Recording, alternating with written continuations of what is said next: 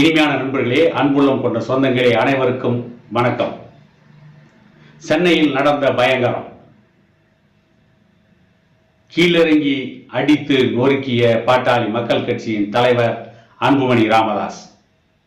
இவற்றை பற்றி இந்த காணொளியில் சற்று விரிவாக காண்போம். தமிழகத்தை ஆள்கின்ற திமுக ஆட்சியில் சட்டம் ஒழுங்கு அதல பாதாளத்தில் வீழ்ந்து கிடக்கிறது. நேற்று சென்னையிலே நடந்த ஒரு சம்பவம் அனைவரையும் பதற வைத்திருக்கிறது. சென்னையிலே அமைந்திருக்கின்ற அரசு கலைஞர் நூற்றாண்டு நினைவு மருத்துவமனையில் பணியாற்றுகின்ற பாலாஜி என்கின்ற ஒரு மருத்துவரை விக்னேஷ் என்கின்ற ஒரு இளைஞர் சரமாரியாக குத்தியிருக்கிறார். குற்றுயிரும் குலையுயிருமாக அந்த மருத்துவர் பாலாஜி மருத்துவமனையில் சிகிச்சை பெற்றுக் கொண்டிருக்கிறார். அந்த விக்னேஷ் என்பவர் அவருடைய தாய்க்கு அந்த மருத்துவர் சரியான சிகிச்சை கொடுக்கவில்லை என்று சொல்லி அந்த மருத்துவரை கொடூரமாக தாக்கி இருக்கிறார். ஒன்றை சிந்தித்திருக்க வேண்டும். அந்த மருத்துவரை தாக்கிய விக்னேஷுடைய தாயை போல எத்தனையோ தாய்களை அந்த மருத்துவர் காப்பாற்றி இருப்பார். இப்படி இருக்கின்ற பொழுது தமிழகத்தின் தலைநகரான சென்னையில் இயங்குகின்ற அரசு மருத்துவமனையில் ஒரு மருத்துவருக்கே பாதுகாப்பு இல்லை. தமிழகத்தில் ஆங்காங்கே கொலை, கொள்ளை, இன்னும் மோசமான பாலியல் வன்கொடுமைகள் கடந்த அதிமுக ஆட்சியை விட இப்போதைய திமுக ஆட்சியில் அதிகம் நடைபெற்றுக் கொண்டிருக்கிறது. இவற்றை பற்றியெல்லாம் கவலைப்படாத திமுக அரசு இன்றைக்கு என்ன சொல்கிறது? தமிழ்நாட்டிலே அனைத்து மக்களும் சுதந்திரமாக, சுபிட்சமாக, நிம்மதியாக வாழ்ந்து கொண்டிருக்கிறார்கள் என்று ஒரு போர்வையில் வடிகட்டிய பொய்யை கட்டவிழ்த்து விட்டிருக்கிறார்.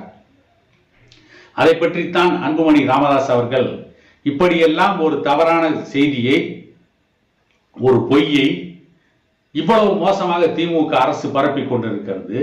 தமிழ்நாட்டில் மருத்துவர்கள் முதல் சாதாரண குடிமக்கள் வரை பாதுகாப்பு இல்லை.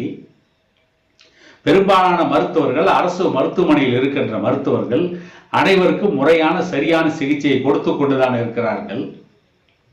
அவர்களுக்கு கூட காப்பாற்ற துப்பில்லாத அரசாக திமுக அரசு இருந்து கொண்டு நாங்கள் தான் தமிழ்நாட்டிலே நல்லாட்சி தருகிறோம் என்று சொல்லிக் கொண்டிருப்பது மிகவும் வேதனையான விஷயம், வெட்கக்கேடான விஷயம். ஒரு மருத்துவரை பாதுகாக்க வழி இல்லை, சாதாரண குடிமக்களை பாதுகாக்க வழி இல்லை. சாராயம் விற்பதிலே முதன்மையாக இருக்கிறது. சாராயம் விற்பவர்களை எல்லாம் காப்பாற்றி மந்திரியாக கொண்டு வந்து அமர வைத்து வேடிக்கை பார்ப்பது. மதவாதம் பேசிக் கொண்டிருக்கிறார்கள், மதத்தை எதிர்ப்பதாக பேசிக் கொண்டிருக்கிறார்கள், ஜாதியை ஒழிப்பதாக பேசிக் கொண்டிருக்கிறார்கள்.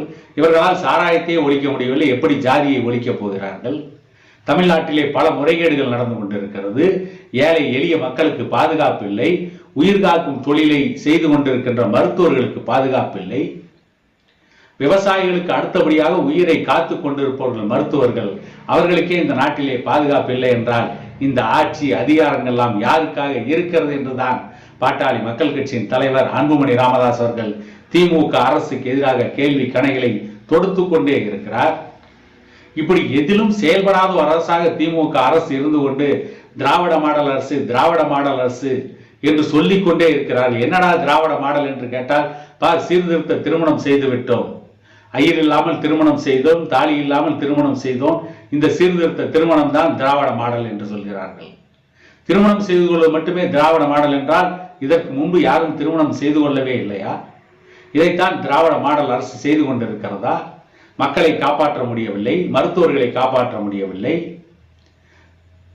பெரு மழை வெள்ளம் ஏற்படுகின்ற காலத்தில் பேரிடரில் இருந்து மக்களை காப்பாற்ற முடியவில்லை. இவர்கள் எதை செய்தார்கள்? எதையுமே செய்யவில்லை.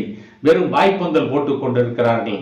தேர்தல் நேரத்தில் பணம் கொடுத்து ஓட்டு வாங்கி விடலாம், கோட்டைக்கு சென்று விடலாம் என்ற கனவோடு மட்டுமே வாழ்ந்து கொண்டிருக்கிறார்கள். திமுக ஆட்சியில் யாருடைய உயிருக்கும் பாதுகாப்பு இல்லை, உடைமைக்கும் பாதுகாப்பு இல்லை, பெண்களுக்கு பாதுகாப்பு இல்லை, சிறுவர்களுக்கு பாதுகாப்பு இல்லை, குழந்தைகளுக்கு பாதுகாப்பு இல்லை, மருத்துவர்களுக்கு பாதுகாப்பு இல்லை. யாருக்குமே பாதுகாப்பு இல்லாத ஒரு மாநிலமாக தமிழ்நாடு சட்டம் ஒழுங்கு சீர்குலைந்து வந்து கொண்டிருக்கிறது என்பதைத்தான் அன்புமணி ராமதாஸ் அவர்கள் தெல்ல தெளிவாக சொல்லி திமுக ஆட்சியை இறங்கி அடித்து நொறுக்கி இருக்கிறார் என கூறிக்கொண்டு இன்னொரு காணொளியில் உங்களை சந்திக்கும் வரை உங்களிடமிருந்து விடைபெறுவது உங்கள் எடப்பாடி துரைசாமி.